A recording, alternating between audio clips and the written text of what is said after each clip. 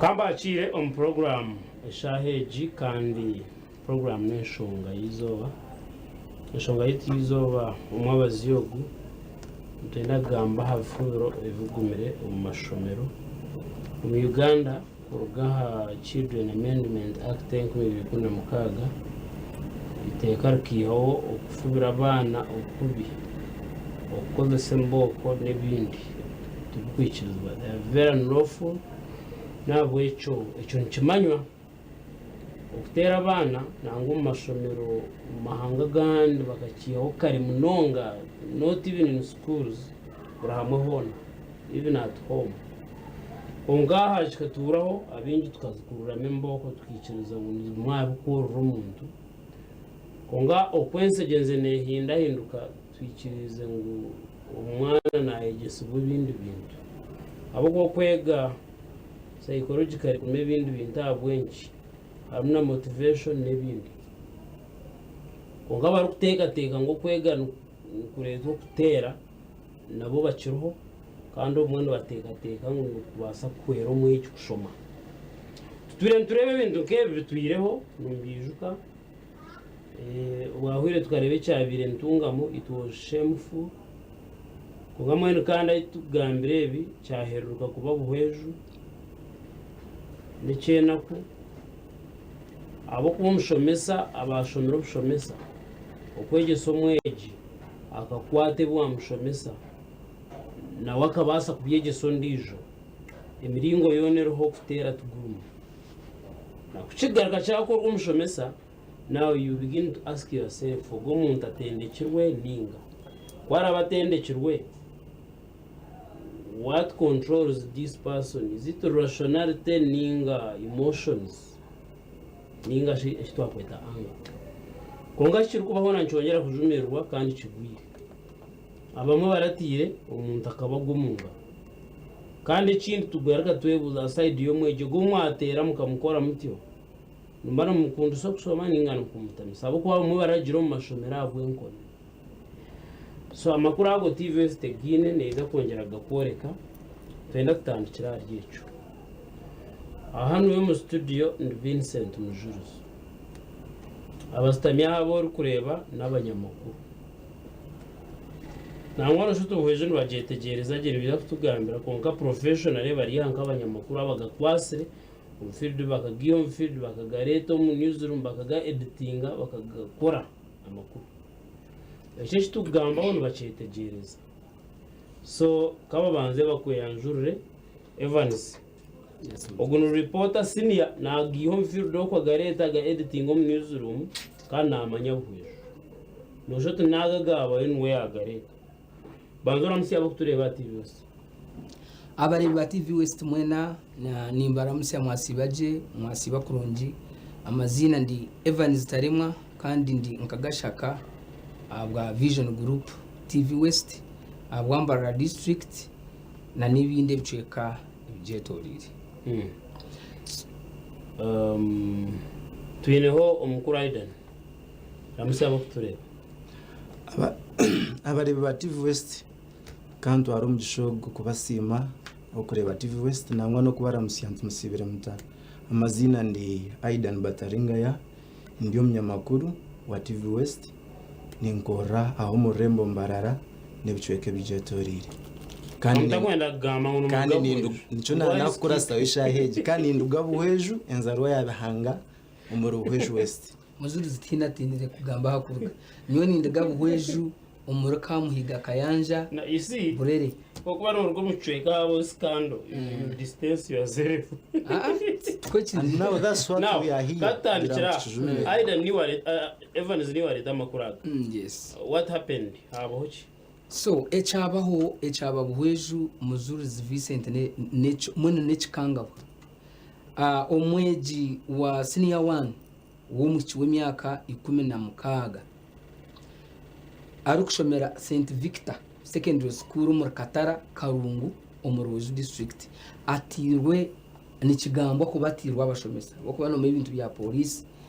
abashomesa izo aryo rwa kashatu rwahwire okurugira sosi ni wa kabes ahishomero nangwa nafuna huna n'umugisha go kuganira huna nabeji nubwo abashomesa babazi birabanga bati na kamera babirusya na community nchigambwa ngo umwana izo aryo rwa kashatu akasheshe akatekwa hunke bishomero ngo yataho mudomo basigara yo bace konkani we ya pikingwamo ngo yacwa kesi ya senior woman y'umushomesa ngo yayihamu imitoro mukaga amamungu nena nicweka ngo amwe bagamba mukaga so umuroko pyonkoro umwana bamukwata bamutwara mu staff room okurugasha ishatu uko abana bangambira bakamutera kiboko okurugasha ishatu okuzasha 11 nibwo bamwigurire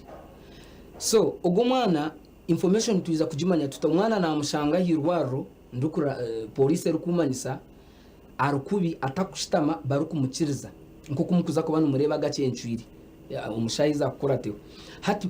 police kuyantebeza storage nko munyamakuru of course twakora investigations twamfollowinga na hikayishomero na interviewinga ho abashomesa nabwe bayanga nka moto abateresimu batugambire cyo baterira umwana yataka yajya mu sente tarwe yagizereki yazitwire nangwa ngo umwana umukumutera yahika kugira ngo muterere abazire banje nobu nabentazo twara kunka banshashura abo kubiti cyabatumaje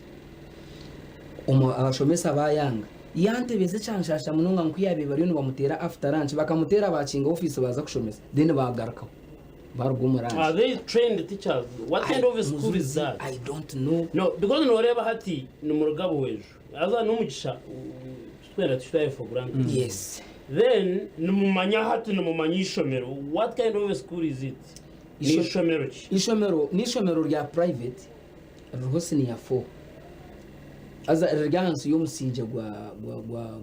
gwa parish ya Kashorero ahubwo naganira hona n'umufaza yanshobora yajya ngo bo babire batakakimanyira kuba tocara injoro gumwana tababagambira nkabakuru baci bishomero. Now kuyo gwareba wajya ngo wahika ishomero agamba ona are they trained teachers professional n'abashomesa? Muzuris of course I cannot judge someone by appearance konka rishomero ndigetengwa mu investigations zamano ko rwo mu government abo kuba abana banjira ngo bakatera umwana akiyagenzura mu domo bagenzi be umwana ubu nashanga na mujanjaba teenage we nanguriya na mucoro batira ngo kuyashiro mu office dormitory yashaba ngo bamujure mu skirt umukumujura mu skirt this nika yarugahona nuru ishaga mazuru kwiruka bamutwara umukakiriniki kaho hato mutaka yanjira ngo after 2 days aribo umwana atafutambara na ija wenga umwana atafutambara na ija yaba konsandi yambuzi yo mwana urwire cyo rwire nzuko rwire umwana yagira tubantire tinyine gajarache umutaka nuwe uwuchkwasireho akareportingira abagiso akatera government mwije murebe cyo kubo mwishomero hari imbere yabaho umwana ngo bamutire tubakwenda kumaraguza umutaka abashomesa tubabase cyanshasha muzuriza abashomesa tubabasize kumanisa abazire tine muntu bamanyise umwana tumamutwara mu irwaruro irya kubasa kumujanjaba abo kuba ayatushobora yagira ngo ekimushasura umwana w'umushiki abire natambura eshwera z'umumbasa umurimo runyankore ahikatambura remwa abyamara bajuwengu muni tuwazwasa akuba bataka batwita ngo abanyamakuru mwije waruga ground. Yes. Abazire bo mwana wawonika so abazire bo mwana bija kumanya incident bamushanga yirwaro nuka bweju bisya nabaraga bisya kandi bo biza kukimanya kuba abashomesa kabereza kusi umwana yirwaro okurugerera abeto abuza ababire baruho nabo barisa barwire bamutambukaho bamuretana nakakana bo biruka bageraje then bagumana bohoreza y'umuntu ugumuciyahika hatkubagire nangwa abajanja bibayeshari ngo bagira ngo no umusho banzo tugambire aba bareta aho umwana ishomero niriya bo baticabare so muni muzurize cyaba hariya nangwa twahikaho abasho babanza kwenda kutudinayinga kunkareta kutwabiri yanjura bicirize mbera police DPC ninsima DPC wambarara SP abwambara district SP bya mugisha yatwikiriza yagambira abashaho ngo this is a public concern mwikiriza abanyamahurire bakapucaringa umwana enserebe cyonje. Why the one of Mbarara because it is in Ubuhweju Wambarara, why was he concerned then? So now the thing is like this, abashomesa kuba yize kutocaringa umwana okurugirira a base nyina yitwarga bamushereka bakamutera urwa kashatu bizire kumureto mwirwa ro yesterday hati yako ogo mutu last week abi yajunzire ikibunu no kumukuma n'umureba hata bataka kuba bitamukumanyisa ku reporting abi byo bushoborozi ngo baba sereteninga yes Sunday barunda motoka nyicuru abo kuba mushona jara ngo umwana bakamwakira Sunday nyicuru kandi ngo abirari nko wajunzire ayinehwe bazibye bironda. So hati ya DPC Wambara nho yizira atabashabo batina babanza ku reporting wa DPC yabukwirwaro niyo akashari hata abantu ncoba gumene beburuza nsika kari yirwaro kari hina katara. What was logic behind kugira ngo abashomesa bamureta Mbarara kashari babire ni bahunga Aidan kese jo no ujumanya hoci nko munda yatandikira ku trending kese jo ni njumanya, and it is so hurting and so touching. In fact, I'm one of the victims of corporal punishments when I was in primary. Ahina here is a primary mjuzi nyanda kugambireki. It was a private school. Habreshta wacha mathematics textbook. We were in P7. The head teacher called the directors. They were 8, but directors munana bizaishomero. Bakaturambeka omumisho ga class kurgashaha ina zakasheshe bakatutera kiboko zikazuhaho bagenda batuma umuntu azo mukishaka acuye kiboko ezindi za kartusi bije batutera tukargosha 12 go mu evening umuntu batuterana baronde kitabo kimwe cyaki cya mathematics. Yes, katubare ngushikabura cyana go mwana, but they are beating the whole class of 30 children. I think Buhweju, even yes to areba corporal punishments bakaziyo in 2016 konka it seems Buhweju it is still a case and mostly common in private schools. Now abashomesa bakaba bashomesa because no reaching buruzechi umuntu oshomere obushomesa. Yes, namanya ngo mbinde bikuretera umuntu yayega seriously speaking bono bachimanya professional teachers no n'abantu batureba mbinde bikubasana ngo n'ubwo wakushanga umuntu atine mwete gukushoma. One of the ways, all those many ways zo ku attracting umuntu motivation whatever ebikubaza kuretera umuntu yakunde kintu kandi mnyafutero instead no bano yiho nakaba. Why is it common in Buhweju? Is it because the schools employ and professional people nench? So to me egisenare ena kugambira bakaba yabashomesa batendekirwe, they have their certificates, they were from the colleges bakurugaza Georges bakurugaza HPTC college ya Berushenyi hari Nyakabirizi. They were trained teachers, but it seems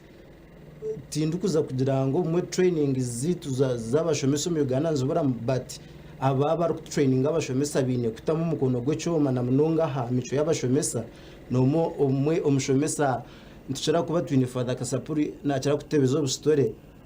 embeba ekanezana na kapa akobwa akapa kukahereze kimuka yari embeba. So na n'abashomesa ino bakwika emize yabo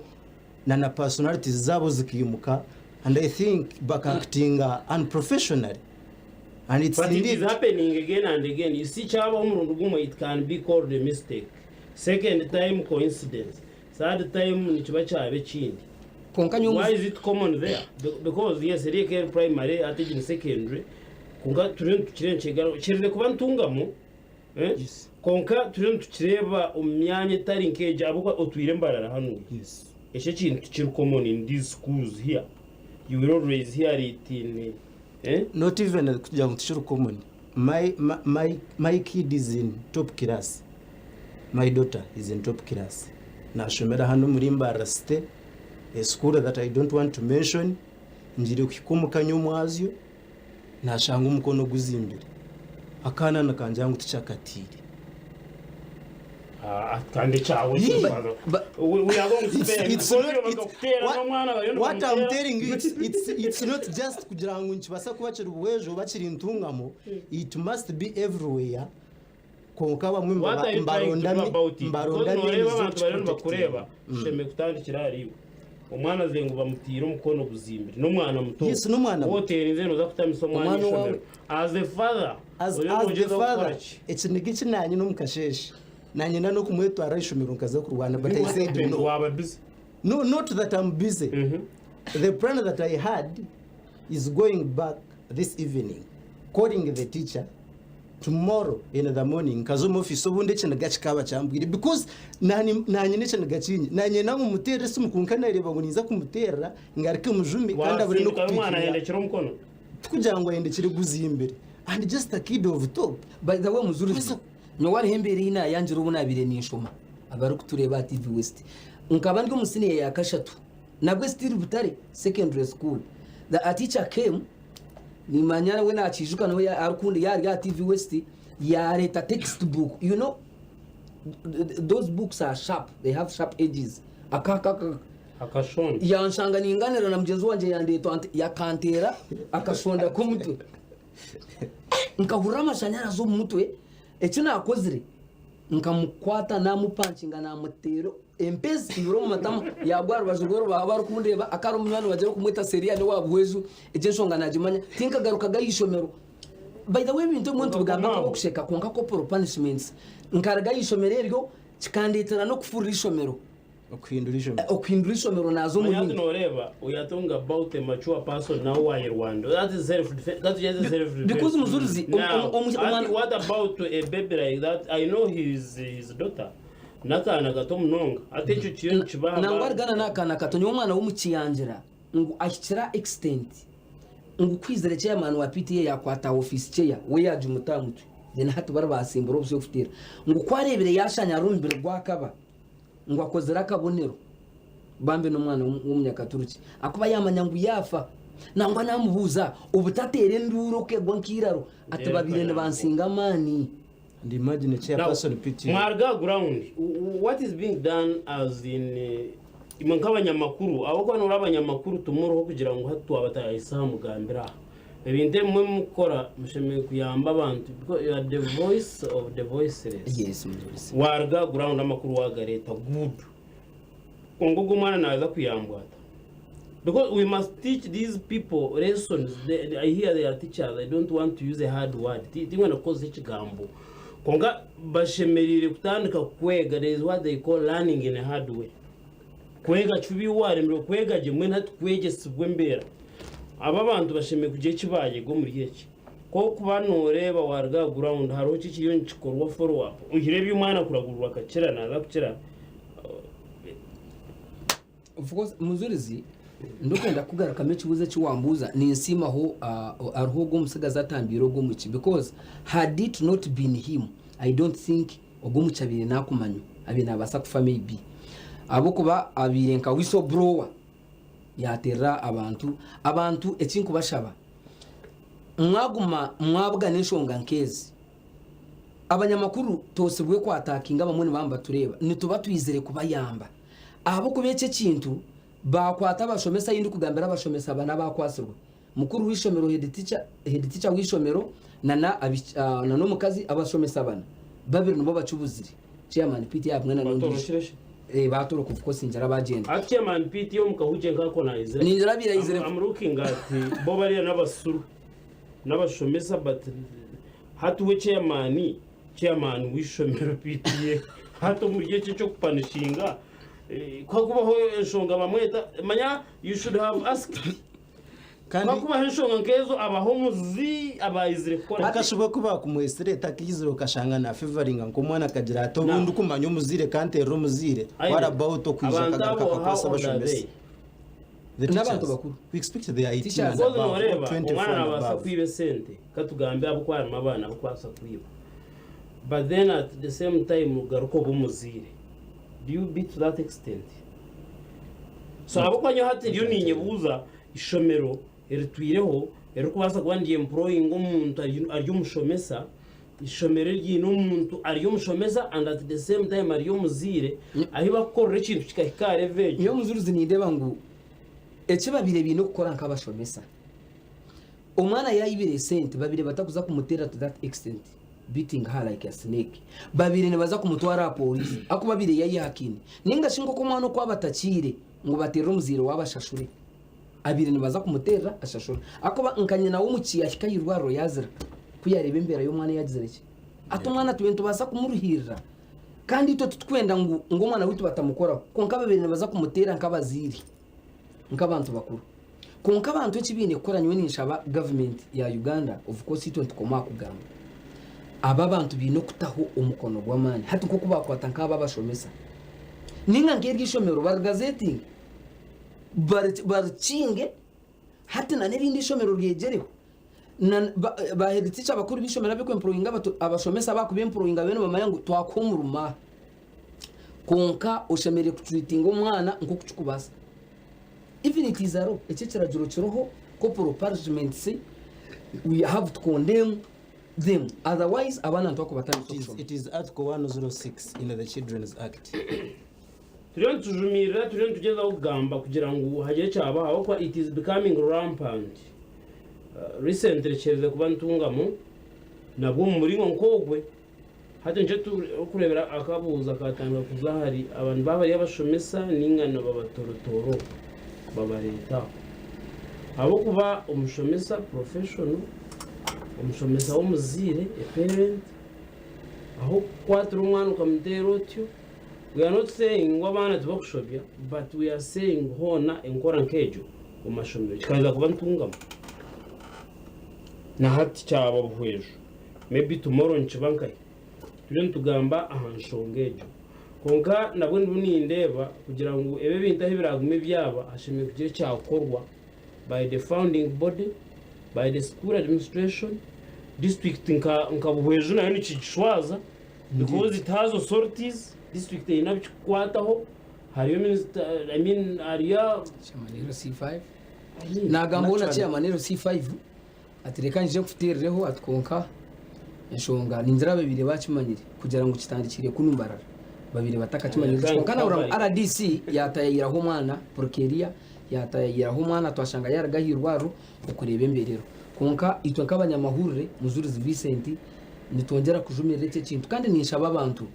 twaguma twija umwe kubabuze byaba umureke kutushereka mugume mutugambire nk'abanyamahurire abo kuba ntubantu twenda kubatambira reka tuzomuka humuro gace munonga kiro tugumiza muri program age turaryo muka humuro tuzagaruka utargaho Egin TV West program shonga izo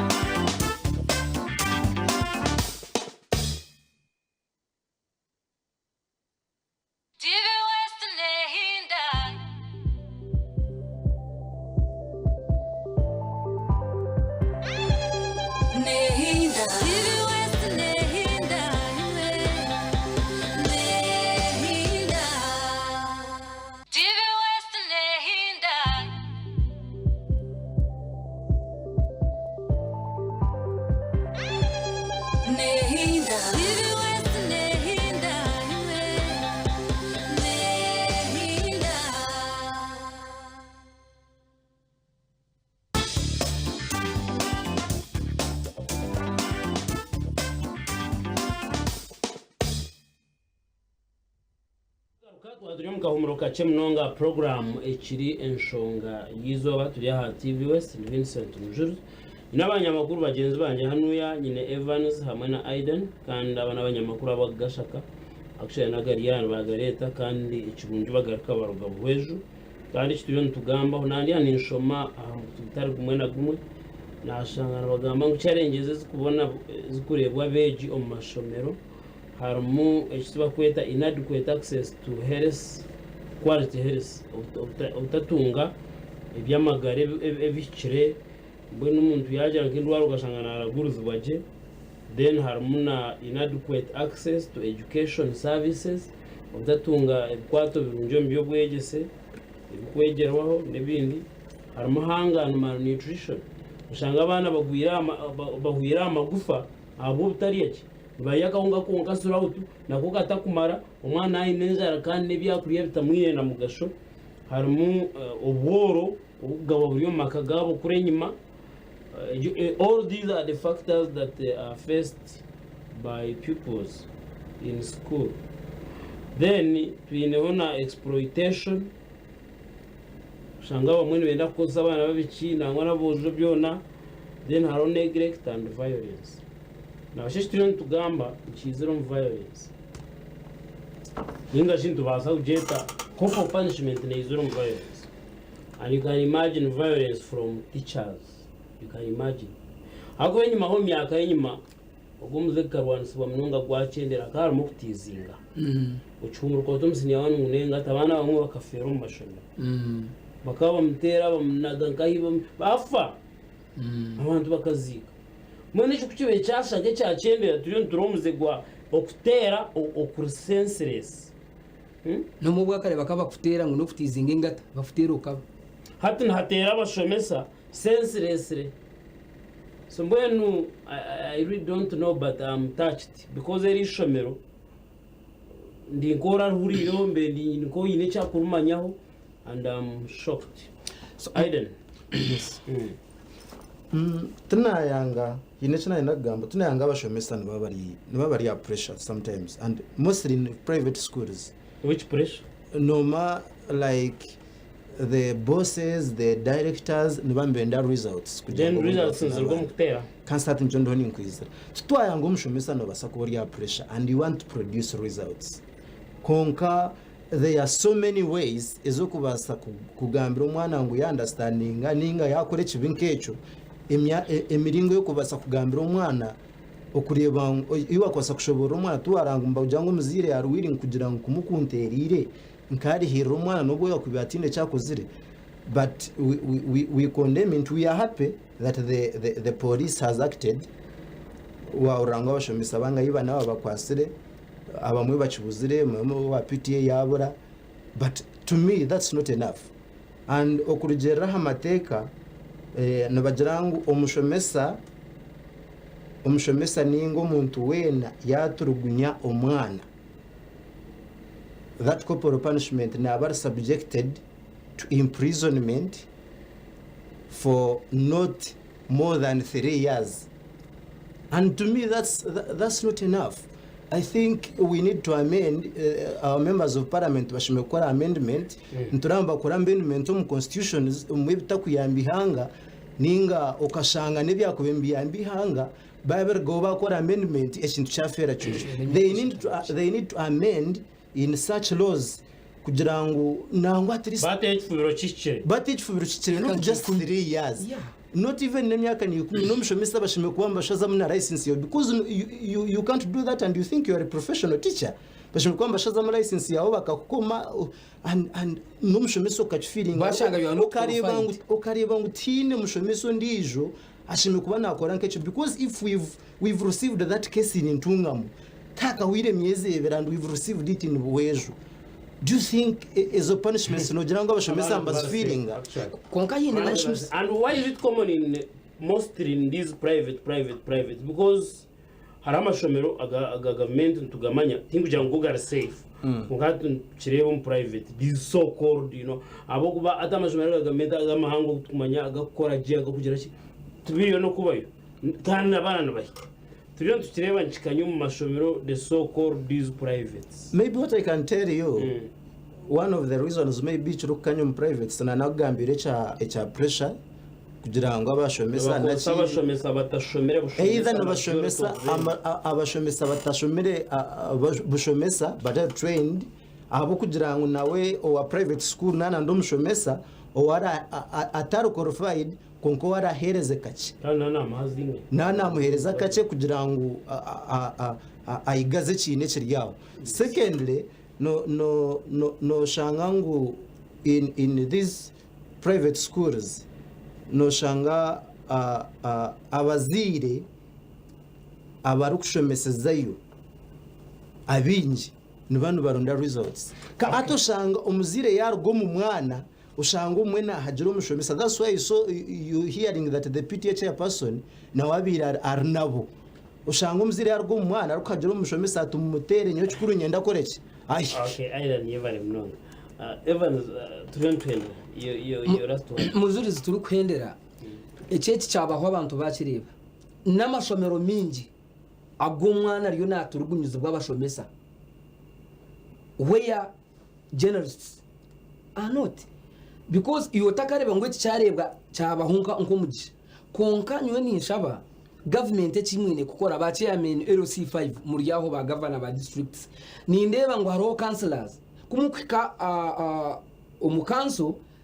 chairman LC5 agaba ba minister home minister wa education atabo ba councillor and social services bino kuguma kukora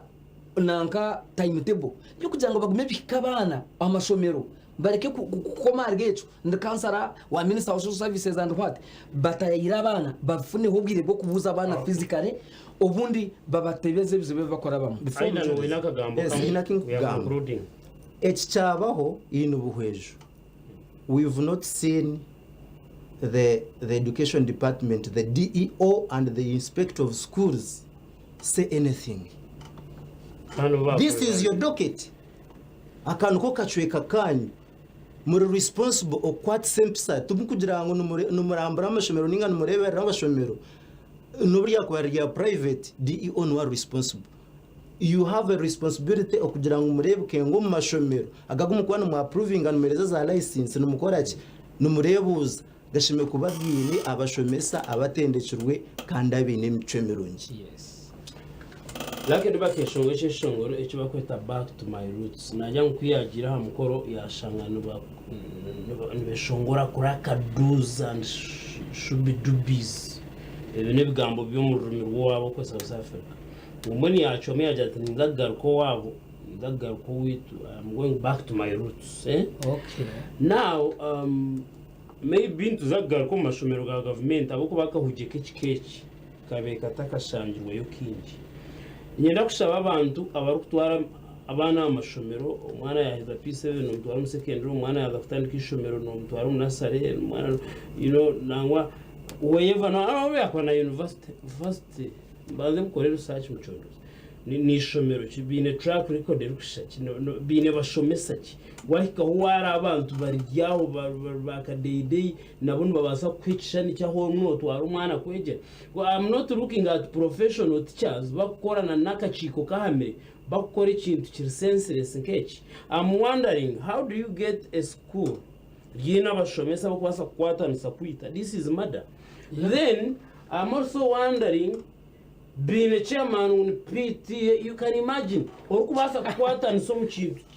it is outlandish. Yes. Now mwenu norebera chumangu umuryango amefu munejangwe fire tebabo Yes. abashomesa nabona kuba bari nakachiko nabona kweka kubakari mwenu nefato. And still ekinde cyane kugambira this is a Catholic founded school ernishomero y'abanyakaturiki abanyakaturiki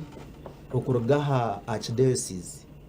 bine nawe bine docket yawe ibyo bwegese we expect umuntu urukujunanazwa ibyo bwegese aharengo rwa archdiocese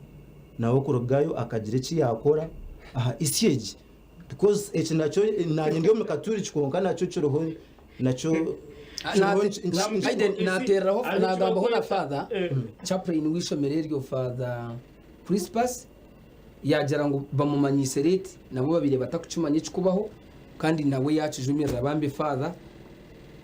mazima yacu. Sometimes we think arechi bakweta oswitch mental zaje arobo kuteka ya nkumko mutachigambire then tukiramanywe so it's like utakiyamba ho muri yo mukiho kongo mumwe oshanga wabita konga mureke binte bitubijumire kandi ahe kinduke kirakorwa mu ishomero cyane kibasika ishomero turumanye ngo gukora nyenda kubasiba abantu batureba konga kinde cyo tujumirira everywhere kandi amashomero agamwe nkago cyabasika na government gafubire nitwa bazire twe no bushobozi bwo kufubira ishomero ke ahani mbendeze birungi mwe bari kwija ko discuss nganshonge ejo mwe bari kureka makuru ago muza kubireba ebiko yongerayo mu makuru agashaye biragacencwire mugumeho.